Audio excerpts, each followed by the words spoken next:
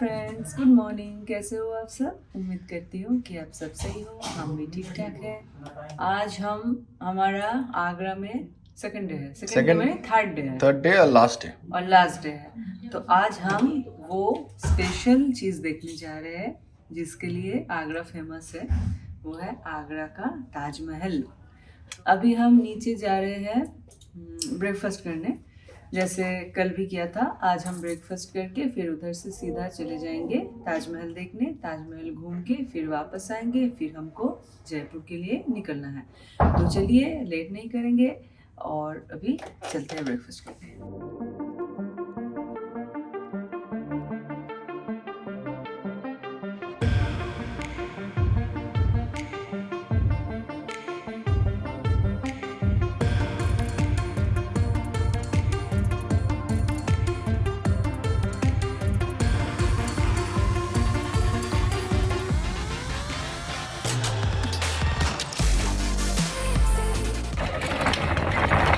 आप जा रहे हैं अभी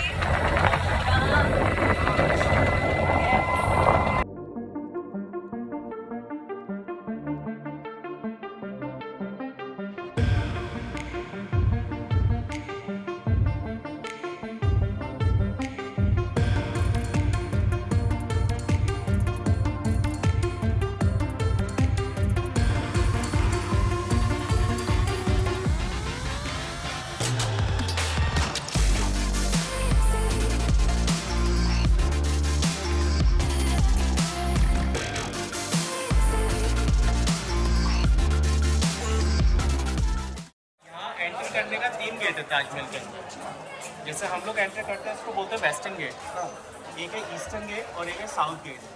साउथ गेट जो होता है उस एरिया को बोलते हैं ताजगंज। अच्छा, ये जो पोर्शन था ये इस वजह से बनाया गया था, जब शाहजहाँ ने आर्टिस्ट को इनवाइट किया था पर्शिया से अंदर, उन्हें पता था कि they will come with the families also, तो उनके रहने के लिए एक छोटा सा गांव बनाया था जिसका नाम मुमताज़ाबाद दिया था। छोटे छोटे कॉटेजेस बनाए थे वहाँ पर, और आज उसका नाम ताजमहल है। ठीक है, ऐसे ही हमें एक और गेट मिलेगा जिसको बोलते हैं रॉयल गेट। ऐसा होता है कि कोई भी आप मकबरा बनाते हैं जैसे इस्लामिक आर्किटेक्चर के अकॉर्डिंग, तो the mausoleum comes in the centre always, यानी कि बीच में मौसोलियम, 4 बाग यानी कि 4 गेट्स ऑफ हेवन और 4 reverse around it.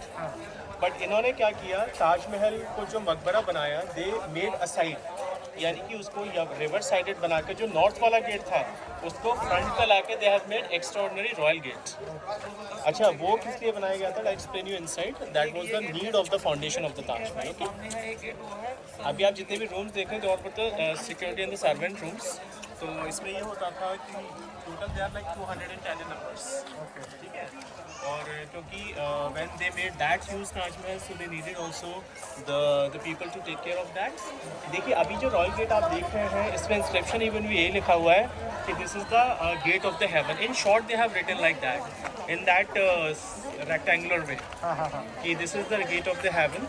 So basically दो चीज़ें से सिग्निफाई होते हैं कि Shahjahan had created kind of like the heaven on the earth, और where the soul is there, the body is buried, it is like the heaven, like the sleeping wife of the Shahjahan is just buried over there, so that is kind of like the heaven he has created. ठीक है, इस तरीके की वो लिखा हुआ है। 11 आपको क्यूब्स ऊपर दिखते हैं, छोटे छोटे डोम्स हैं, 11 इस तरफ और 11 इस तरफ। इसका मतलब ये है कि इसको 22 साल लगे बनने में। और इसके अंदर आप जो इसकी जो सीलिंग थी अंदर की तरफ जो कट टाइप के दिखे हुए, that belongs basically to the Kohinoor shape, you know, Kohinoor was the diamond, और इसको डायमंड कट सीलिंग बोलते हैं। जो आप कट्स आप देख रहे हैं इसमें, ये गोल वाले स्टार टाइप का पैटर्न आ जाता है इसमें। वैसे जो इनकी स्टोरी शुरू होती है वो शाहजहाँ और मुमताज़ से स्टार्ट होती है। ये क्या थी, मुमताज़ बहुत सुंदर हुआ करती थी, मतलब when she was 14 years old, तो एक बार शाहजहाँ ने उसको देखा एक मीना मार्केट में, she was selling the jewel carpet. अच्छा, जबकि इनके फादर नोबल थे जहांगीर के कोर्ट के अंदर, but she used to make their own jewel carpets and then she was selling that. तो इतनी सुंदर थी वो, इतनी सुंदर थी, मतलब the eyes just stuck on him, on her, Shahjahan की, मतलब just she fell in love with her, और just forget everything, started enquiry that who is she, then finally he got to know that she belongs to the one of the Nobel family in our court. कुछ सालों का affair चला इनका, around 4 to 5 years। इस बीच इनकी शाहजहाँ की एक शादी पॉलिटिकल इशू की वजह से एक अकबराबादी बेगम थी, उनसे हो गई, फिर सेकंड शादी हुई, फिर खंडारिया बेगम, इनकी 3 वाइफ थी। बट द लव, डेडिकेशन, प्यार, वो सब कुछ अपनी इन्हीं के लिए था, जिससे इनके 14 चिल्ड्रंस भी हुए थे। तो एक बार ये बुरहानपुर गए हुए थे, तो 14वें बच्चे को जन्म देते हुए इनकी जो मुमताज़ थी वो बीमार पड़ गई। मतलब she gave birth successfully but lots of loss of blood from the body. इस वजह से she was about to die. बहुत सारे वैद्यों ने काम किया, बचाने की कोशिश करी, but no one was able to save her. तो अपने लास्ट टाइम में शी कॉल्ड शाहजहाँ कि after my death you have to make a building for me, जिससे कि जो हमारी जो लव स्टोरी है द वर्ल्ड विल रिमेंबर। ठीक है, तो और जहान आरा जो इनकी डॉटर थी, she was 17 years old that time, और she has given responsibility of Shahjahan to her, जैसे after my death I know he will not marry anyone, so you have to take care of your father, and she died. फिर क्या हुआ, इनको वहाँ पर बुरहानपुर के अंदर दे बरीड टेम्पररी, बिकॉज उनको मकबरा बनाना था, तो वहाँ तो दफना नहीं सकते, they have done some formalities over there and they brought the body into the coffin. मतलब जो मम्मी सिस्टम होता था उसमें लगाकर बॉडी को दे ब्रॉट द बॉडी हियर। फिर चीज़ें तलाश करेगी वो आर्टिस्ट वगैरह की कौन आता है, फिर धीरे धीरे करके इसका जो लेआउट था वो स्टार्ट होना शुरू। आइए अंदर चलते हैं। मतलब अगर extraordinary gate they have created, तो इसका मतलब ये होता है कि इस ब्यूटी को कोई डायरेक्ट ना देखे, पहले एक झलक देखेगा फिर अंदर जाएगा। मतलब वो नॉर्थ गेट सिंपल भी हो सकता था उन गेट की तरह, बट इन्होंने देखिए एंट्रेंस कितना छोटा दिया हुआ है, लेकिन ये गेट उस सामने वाले गेट से थोड़ा सा ऊपर आता है ना।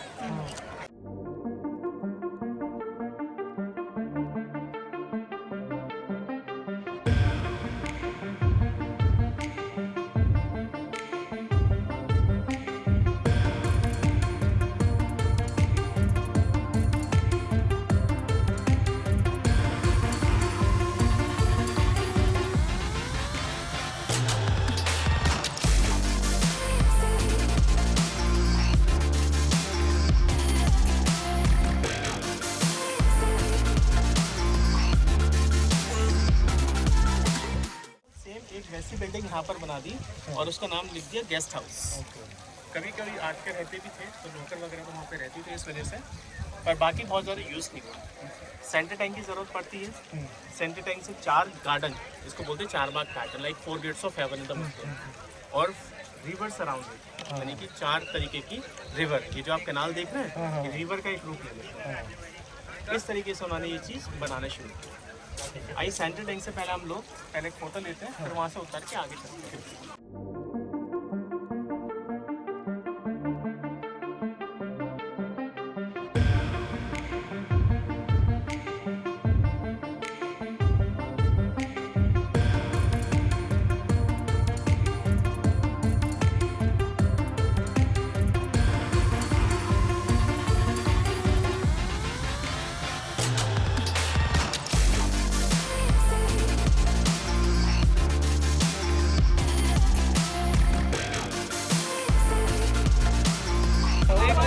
हाँ। अच्छा, इंडिया के अंदर पहले ऐसे डोम नहीं बनते थे, मतलब इतने बड़े डोम कभी नहीं बनते थे। तो रशिया के इससे कॉपी किया गया ये डोम। रशिया में मॉस्क जो बनाए जाते थे, उनका जो डोम था वो बड़ी साइज़ का होता था। मतलब जैसे आप हुमायूं टॉम्ब जाएंगे, वहाँ पे डबल डोम पैटर्न है। मतलब कि ये जो डोम आप अभी यहाँ से देख रहे हैं इतना बड़ा, जब आप मकबरे के अंदर जाएंगे तब आपको ये अंदर से नहीं दिखेगा। It means double dome pattern, यानी कि एक डोम ऊपर बनाकर नीचे गैप दे के एक और गैप डोम लगा दो नीचे, छोटा वाला, ठीक है। इसलिए जब आप कुछ अंदर बोलते हो तो वो सराउंड साउंड वे में जाता है। दूसरी चीज़, इसकी जो हाइट है इस डोम की, ये 115 फुट की है, 115 फीट ऊपर तक। और जो नीचे वाला आपको देखते हैं, जो छोटा वाला है, यही 23 फुट का है, 23 फीट। अभी छोटा सा लग रहा होगा आपको देखने में। 130 फीट की ये मिनरेट्स है। ये भी एक जो टीचिंग है, एक जैसे गॉड अल्लाह बोलते हैं प्रॉफिट मोहम्मद से, जैसे कि ये जो आयत लिखी हुई है ये भी कुरान की आयत है, तो उसका एक शॉर्ट समरी लिखा हुआ है। जैसे कि वो अल्लाह बोल रहे हो प्रॉफिट मोहम्मद से कि जो भी टीचिंग्स आप कर रहे हो लोगों में, यानी अच्छाई वाली, वो आप करते चलो। अगर वो फॉलो करते हैं तो अच्छी बात है, नहीं भी फॉलो करते तो यू कंटिन्यू योर प्रीचिंग्स। तो इस हिसाब से उन्होंने एक वो चीज़ बनाई हुई है, ये कुरान की आयत की है। इसके अंदर भी है, उसमें 99 नेम्स लिखे हुए हैं गॉड के, लाइक ओ लॉर्ड, ओ क्रिएटर, ओ डिस्ट्रॉयर। ये हमें अंदर की तरफ मिलता है। ये डबल डोम पैटर्न और डबल प्लेटफॉर्म पैटर्न, ये सारे हुमायूं टोम से कॉपी करे गए थे। दूसरी चीज़, ये जो गार्डन है, ये जो इनका समरकंद के अंदर वो जो मकबरा बना हुआ है तैमूर का, वहाँ से कॉपी किया है। ऐसी चीज़ें बहुत जगह से आप डिज़ाइंस देखेंगे, कुछ डिज़ाइंस कुछ मॉन्यूमेंट से कॉपीड है। जैसे मिनरेट पैटर्न का जो मेन आइडिया जाता है, वो बोलते हैं कि कुतुब मीनार से जाता है, क्योंकि जो यूज़ करते थे वो अनाउंसमेंट के लिए। इस हिसाब से उन्होंने 4 वो बनाए हुए। ऊपर मिनरेट एक्स इसलिए लगा दिया क्योंकि देखने में खूबसूरती आती है, ये छतरी पैटर्न, क्योंकि ये ताजमहल भी इंडो इस्लामिक आर्किटेक्चर का ही एक इमारत है। और ये जितने भी स्टोन्स हैं, वी हैव सीन यस्टरडे, जो इसका एक हिडन ब्यूटी है, जैसे कि ऑनिक्स में कैलीग्राफी लिखी हुई है, ये अमानत खान थे, उन्होंने लिखा था इसको। ठीक है, इसमें 3 तरीके के आर्ट आप देखेंगे। एक मार्बल इनले वर्क, जिसको पच्चेकारी का काम बोलते हैं। दूसरा कार्विंग वर्क, जिसमें डिज़ाइन को चिजल करके निकालते हैं, जो आपने ताज फोर्ट में भी देखा था कल। और तीसरा है फिलिग्री वर्क, जो लाइट और एयर पास करने के लिए। ठीक है, अभी हम लोग यहाँ से अंदर जाएंगे और वहाँ पे we need to buy the shoe covers क्योंकि मुसोलियम में अलाउड नहीं होता था उससे। फिर उसको पहन कर हम लोग चलते हैं।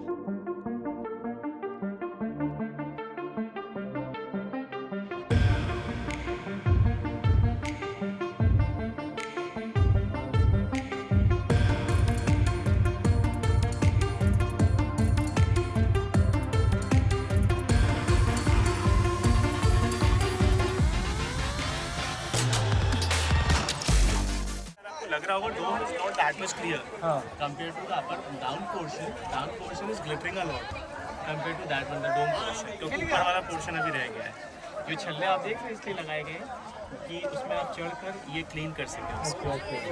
मुल्तानी मिट्टी से हर साल क्लीन वहाँ पे डायमंड लगा करते मुल्तानी मिट्टी से क्लीन किया जाता है। पूरा क्लीन हो गया, नीचे का क्लीन हो गया और ऊपर का 115 फीट का होगा ना, बहुत ज़्यादा हाइट होगी। अच्छा, ये देखिए ना, पीछे बड़े बड़े उन्होंने एंट्रेंसेस बनाए हुए हैं।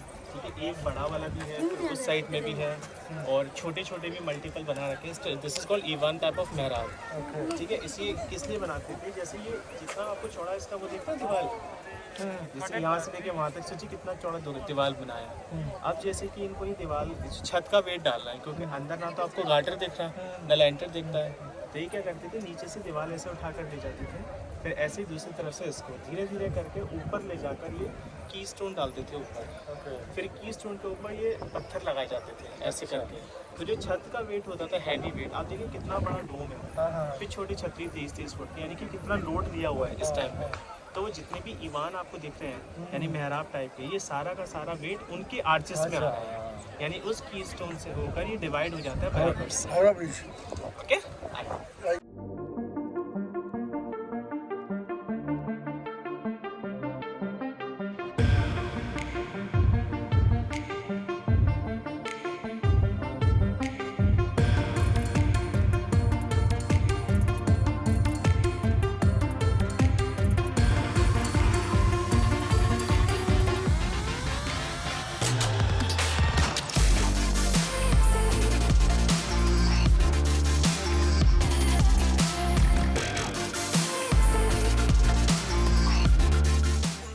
एक बार मेल्ट कर सकते हैं। ओके, तो ग्लू को मेल्ट करके कैविटी के अंदर भर के फिर ये स्टोन्स को फिक्स कर देते थे। ये है पच्ची का मार्बल, ये हर जगह, ये हमने कल ताज फोर्ट में भी देखा था, ये हर जगह पर है। इतने साल होने के बावजूद भी इसलिए बाहर नहीं आता क्योंकि ये अल्टीमेट वर्क है। जो ग्लू उन्होंने इन्वेंट किया था वो आज भी कारगर है, और उसका अभी सिक्रेट ही है। अच्छा, ताजमहल बनाने के बाद में इन्होंने क्या किया, उन्हें पता था कि बिल्डिंग नीड्स रेस्टोरेशन, रिनोवेशन, और ये भी पता था कि they could repeat the building other part of India also.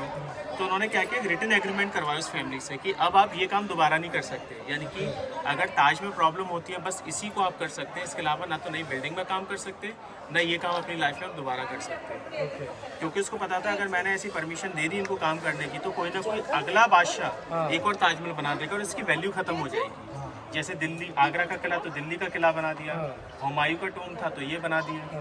तो इस वजह से तो जो बोलते हैं ना हाथ कटवाना, वो यही होता है कि किसी भी हाथ के कारीगर को आप काम करने से रोक दें उसके बदले शाहजहां सब बहुत पैसे दिए, मतलब ज़मीनें दी, पशु दिए, और कि अब आप बैठकर खाओगे, काम नहीं करोगे। तो वो लिटरली मतलब यही होता है कि हाथ बहुत कटो। सच है जो आई सर अंदर इसको अलाउड नहीं है, ठीक है, रिकॉर्डिंग। वीडियो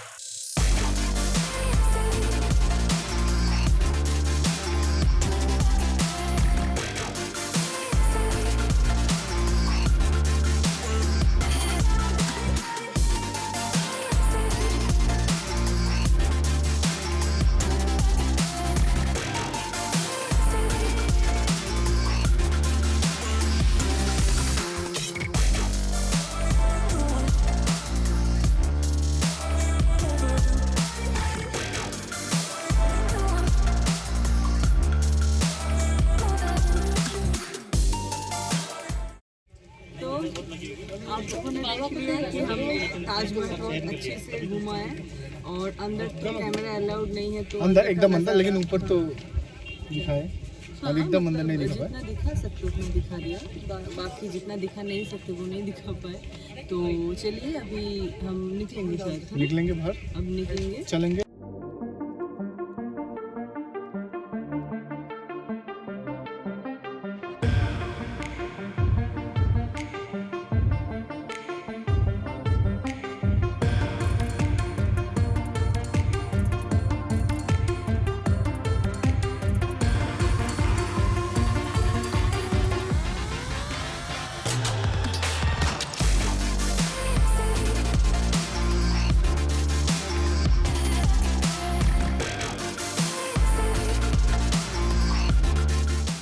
हम अभी जयपुर जा रहे हैं, रास्ते पे रुके हैं एक ढाबे पे।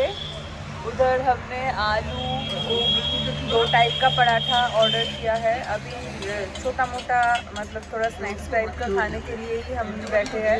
लंच आज हमने किया नहीं है और अभी करने का किसी का मूड भी नहीं है, क्योंकि शाम हो चुका है और पहुँचते पहुँचते अभी भी 1-1.5 घंटा लग ही जाएगा। इसीलिए चाय वाय पी लेंगे सब, पराठा और दही। मामा हेलो करो। चलिए खा के देखते हैं कैसा है पराठा।